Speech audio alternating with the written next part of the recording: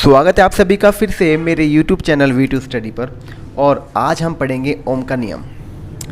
ओम का नियम क्या होता है आज हम इस पर डिस्कशन करेंगे। देखिए, जर्मनी के प्रसिद्ध वैज्ञानिक जॉर्ज साइमन ओम ने विद्युत प्रवाह यानी कि current flow I, voltage V और प्रतिरोधक R रेजिस्टेंस के बीच एक संबंध की खोज की, और उस संबंध को ही हम क्या कहते हैं, ओम का नियम कहते हैं। अब ओम के नियम के अनुसार किसी भी पूर्ण सर्किट यानी क्लोज्ड सर्किट में स्थिर तापक्रम पर यानी कि फिक्स्ड टेम्परेचर हो और स्थिर भौतिक अवस्था यानी कि फिक्स्ड फिजिकल कंडीशन में जो करंट होगा I और जो वोल्टेज होगा V वो एक दूसरे के क्या होंगे, प्रोपोर्शनल होंगे, यानी कि V प्रोपोर्शनल I। जब हम वोल्टेज को बढ़ाएंगे तो हमारा करंट का मान भी बढ़ेगा, और जब वोल्टेज का मान घटेगा तो करंट का मान भी घटेगा। और जब हम इस अनुक्रमानुपाती के चिन्ह को हटाते हैं तो V इज इक्वल टू हमारे पास एक कांस्टेंट वैल्यू आती है जिसे हम बोलते हैं रेजिस्टेंस। और इस रेजिस्टेंस की जो वैल्यू होती है वो फिक्स्ड होती है, कांस्टेंट होती है। तो अब यहाँ पर अगर मैं R की वैल्यू निकाल लूँ तो R की वैल्यू आ जाएगी V/I। हम ओम के नियम को कई प्रकार से परिभाषित कर सकते हैं। तो फर्स्ट तो हमने ये समझ लिया कि वोल्टेज और करंट एक दूसरे के अनुक्रमानुपाती हैं, एक दूसरे के प्रोपोर्शनल होते हैं। और दूसरी कंडीशन में हम ये भी समझ सकते हैं कि जो वोल्टेज और करंट का जो रेशियो है, वोल्टेज और करंट का जो अनुपात है वो निश्चित होता है, एक नियतांक होता है। उस इस नियतांक को हम क्या कहते हैं, रेजिस्टेंस बोलते हैं, प्रतिरोध बोलते हैं। इसे ही हम ओम का नियम कहते हैं। अब देखिए, ये हमारा एक रेजिस्टेंस है और इस रेजिस्टेंस में के दोनों सिरों पर हमने एक वोल्टेज सोर्स लगा दिया गया, और जब वोल्टेज दी गई तो इसमें से एक करंट फ्लो होने लगी। उस करंट को हमने बोल दिया I है। ये करंट यहाँ से फ्लो होकर वापस वोल्टेज सोर्स में आएगी। यदि एक चालक के दोनों सिरों पर 1 वोल्ट की वोल्टेज दी जाए और उस चालक में से 1 एम्पियर करंट प्रवाहित हो तो चालक का जो प्रतिरोध होगा वो 1 ओम होगा। देखिए, प्रतिरोध बराबर क्या होता है, R बराबर V/I।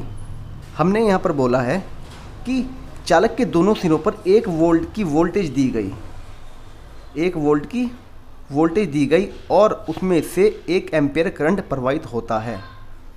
तो जब 1/1 होगा तो R की वैल्यू कितनी आ जाएगी, 1 ही आ जाएगी। तो उस चालक का जो प्रतिरोध होगा वो कितना होगा, 1 ओम होगा।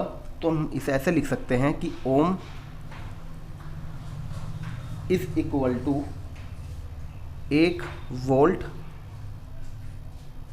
Upon 1 ampere. क्लियर है। 1 ohm is equal to 1 volt upon 1 ampere. इन तीनों सूत्रों में V वोल्टेज है, I करंट है और R रेजिस्टेंस है। I प्रोपोर्शनल V होता है। इसका मतलब ये है कि तापक्रम और रेजिस्टेंस स्थिर हों तो जैसे जैसे वोल्टेज बढ़ेगी वैसे वैसे करंट बढ़ेगा, और जिस अनुपात में वोल्टेज घटेगी उसी अनुपात में करंट भी घटेगा, यानी I प्रोपोर्शनल 1/R।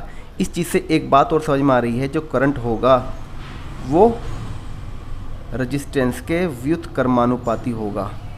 क्लियर है।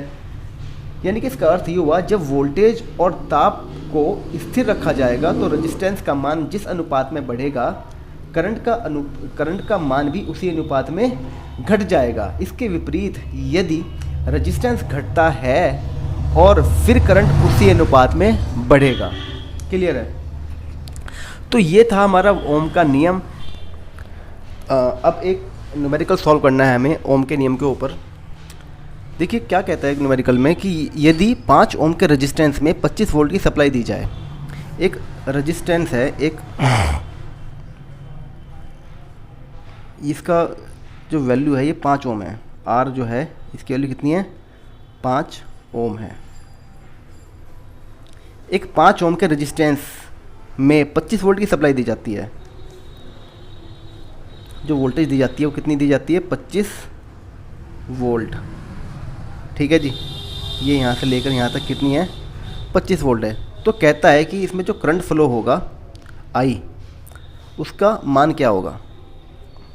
आपके पास आर की वैल्यू है 5 ओम, वी की वैल्यू है 25 वोल्ट, और हमने जो अभी फॉर्मूला पढ़ा है आर बराबर वी अपॉन आई होता है, इसे ओम का नियम बोलते हैं कि वोल्टेज और करंट का जो अनुपात होता है उसे क्या बोलते हैं, हम प्रतिरोध बोलते हैं।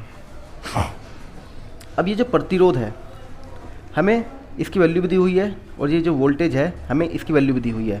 हमें आई की वैल्यू निकालनी है, यानी करंट की वैल्यू हमें फाइंड आउट करनी है। तो आई बराबर कितना हो जाएगा, यहाँ से इस फॉर्मूले से वी अपॉन आर हो जाएगा।